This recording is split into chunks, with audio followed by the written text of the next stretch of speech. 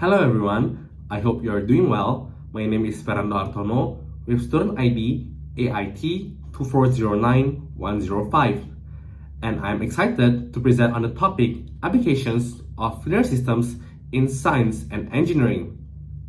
Today, we'll explore the significance of linear systems, the methods used to solve them, and their practical applications in fields like physics, chemistry, and engineering. By the end of this presentation, you will understand how these mathematical tools contribute to solving real-world problems. Let's get started. To begin, let's define what is a linear system. A linear system is a collection of two or more linear equations involving the same set of variables. These systems aim to find the values for variables that satisfy all the equations simultaneously. For example, consider the equation x plus y equals to 5 and x minus y equals to 1, with these both lines representing the equation itself. Solving the system will give us the values of x and y that makes both equations true. Graphically, each equation represents a line, and the solution is the point where the lines intersect, which in this graph is this point. Therefore, the solution that satisfies this linear system is x equals to 3 and y equals to 2. Linear systems are important because they help describe relationships between variables in many fields. They are not just abstract mathematical concepts, but are fundamental tools in modeling and solving practical problems.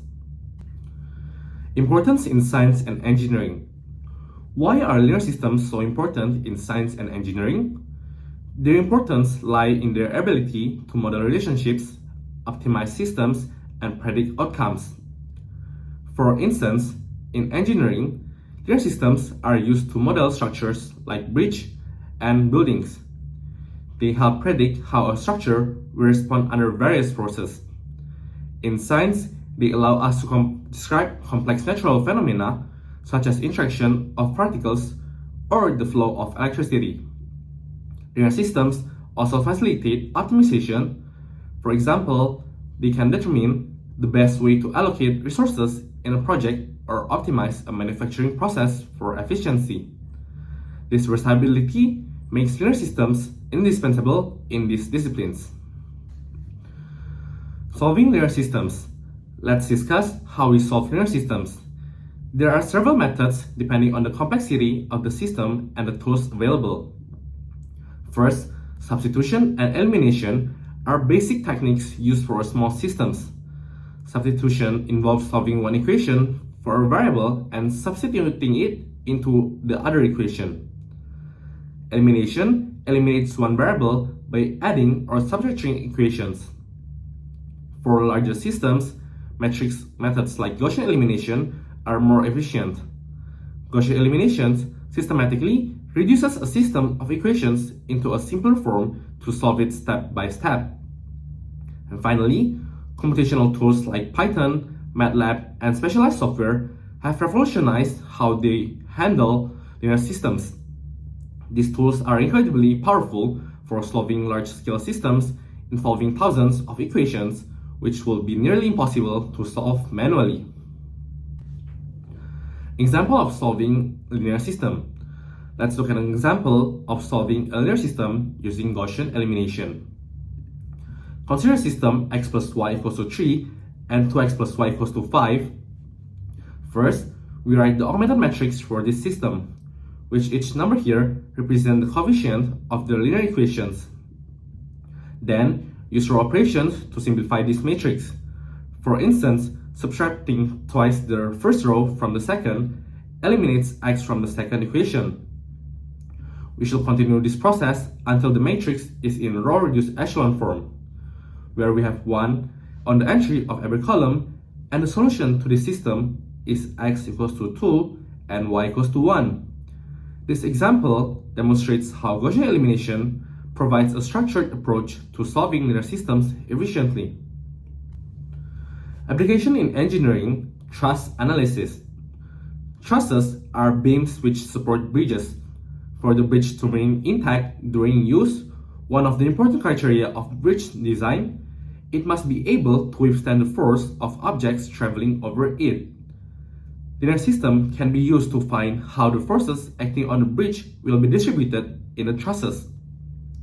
Once the force on each truss is known, an engineer can determine if the material of the truss itself can withstand that force. Here is an example of a truss bridge. The chain of rocks bridge spans the Mississippi River on the north edge of St. Louis. Here's an example. Let us examine a subsection of the above bridge using linear algebra to determine the distribution of force from tan n on a single point. Separating this out from the rest of the bridge, we can examine the simplified model. As trusses are designed to be static, we operate on the basis that the set of points S equal to A, B, C, D, E, F do not move. For this to be true, by Newton's first law, the sum of the forces F on each point must be 0. That is how we get this formula sigma F equals to 0. This will give us the system of equations which we will simplify using row reduction. Let's first show how to find two of the equations manually on a point A. Each truss imparts a force on point A. So we label those forces with respect to the truss that imparts them. Then we want to sum the forces on a point A to 0. To do this, we must separate the action of the forces into vectors that are orthogonal to each other.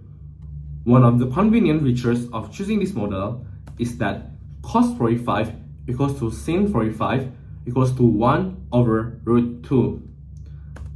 Like the sum of forces for point A, each point in the set will produce two equations, where the subscript n corresponds to the letter representing a point in set S.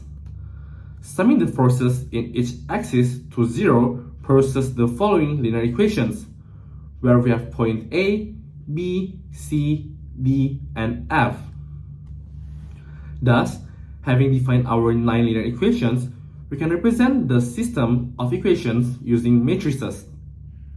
We pull out the 1 over root 2 term from the coefficient matrix for simplicity. The coefficient matrix is a 9 times 10 matrix, representing the coefficient for the 9 equations and the 10 forces, 9 of which are unknown and represented as Fn. The matrix of forces includes all the unknown forces and the known force of tan n. We set this equal to the 0 matrix because of the static nature of the bridge. The non-trivial solution to the homogeneous system of equations is a distribution of forces to each truss. Therefore, for the previous coefficient matrix, solving them using Gaussian elimination or computational software, we will be getting this row-reduced echelon form. Therefore, the forces can be found as these matrices. By solving the system of linear equations using the matrices that represent the system, we get F1 equals to 5n, F2 equals to minus 5n, F3 equals to minus 5 over root 2n, and so on. It is trivial to expand this technique to much larger systems than the simplified model examined here. At those scales, the convenience of using linear algebra to solve for the distribution of forces into trusses becomes even greater. Engineers commonly use this method when designing truss bridges. Programming built to assist bridge engineers often includes algorithms for applying these methods with minimal inputs from the designer. Applications in science, physics. Linear systems have significant applications in physics. In circuit analysis, linear systems are widely used in circuit analysis, especially through Kirchhoff's law. In quantum mechanics, linear systems arise when describing interactions between particles or quantum states. The equations governing these systems, such as the Schrödinger equation, often results in sets of real equations that must be solved simultaneously. These linear systems help predict probabilities, energy contributions, and interactions in quantum systems, making them fundamental to understanding quantum behavior. In mechanics and statics, linear systems are used to analyze forces and moments in structures. By applying Newton's law and equilibrium conditions, we set up equations that balance forces and torques. Solving these equations help determine stresses, strains, and stability in engineering designs, ensuring structural safety and efficiency. Let's look at the example for circuit analysis. Electrical circuits can be analyzed using Kirchhoff's current law and Kirchhoff's voltage law. These laws allow us to set up a system of linear equations that describe the behavior of the circuit. Kirchhoff's current law states that the sum of currents entering a junction equals to the sum of currents leaving the junction. For example, if three wires meet at a junction, the total current flowing in must equal the total current flowing out. While Kirchhoff's voltage law states that the sum of all voltages around a closed loop in a circuit must equal 0. This includes voltage drops across resistors and any applied voltage sources. Using those laws, we can model the circuit mathematically. Each loop or junction in the circuit corresponds to an equation, and the variables are the currents or voltages we need to determine. In the B and D junction, they both represent an equation, where B is I1 plus I2 equals to I3, and D is I3 equals to I1 plus I2. By combining the equation of these two junctions, we get a one simple equation, which is I1 plus I2 plus negative I3 equals to 0. And then, the path or the loop of ABDA corresponds to the equation where 2I1 plus I3 plus 2I1 equals to 8. And the loop CBDC equals to 4I2 plus 1I3 equals to 16. We then write these three equations in the augmented matrix form. Then, by using Gaussian elimination, we apply several row operations like R2 plus negative for R1, and then a minus 1 over 4 R2 to get these matrices, and continue by doing so, and we get the row reduced echelon form of this augmented matrix, and from it we can conclude that I1 equals to 1 ampere and I2 equals to 3 ampere, and finally I3 equals to 4 ampere. Other than that, we can actually prove this solution by substituting it into any of these three equations. For example, I1 equals to 1 and plus I2 equals to 3 minus I3 equals to 4, so 1 plus 3 minus 4 equals to 0. Therefore, the solutions satisfy the equation. Applications in science chemistry. Linear systems are essential for balancing chemical equations. Each element in the reaction is represented by a conversion equation, ensuring the same number of atoms on both sides. Solving these equations gives the coefficients needed to balance the reaction, maintaining the law of conversion of mass. Stoichiometry using linear systems to calculate the amount of reactants and products in a chemical reaction. By setting up proportional relationships based on the balance equation, we can determine the quantities needed or produced for specific reactions. In equilibrium chemistry, dividing linear systems help find the concentrations of reactants and products at equilibrium. Using equilibrium constants and conversion laws, we create equations that describe the system, which can then be solved to find unknown concentrations. Analyzing mixtures. Linear systems are also used in analyzing mixtures, such as determining the composition of solutions by setting up equations based on the mixture's properties.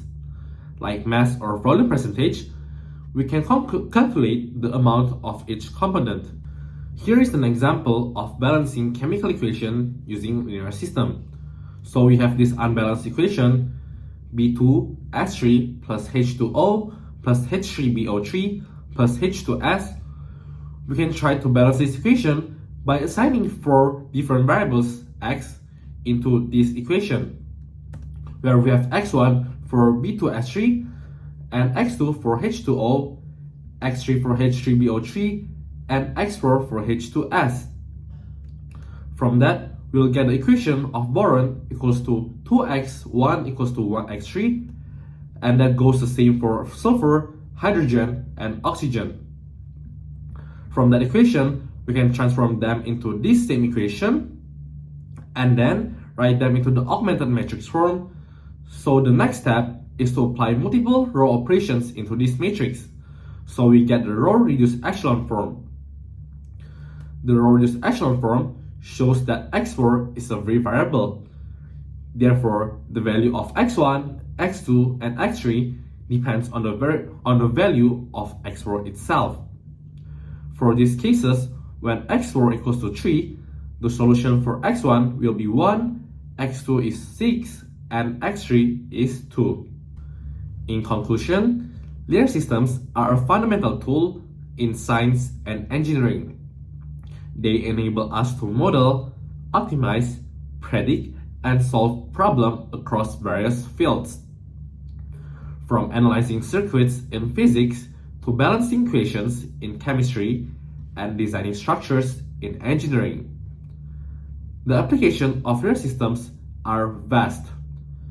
Tools like Gaussian elimination and computational software ensure that we can solve even the most complex system efficiently. Thank you for your attention. I hope this presentation was informative and helpful. Have a great day.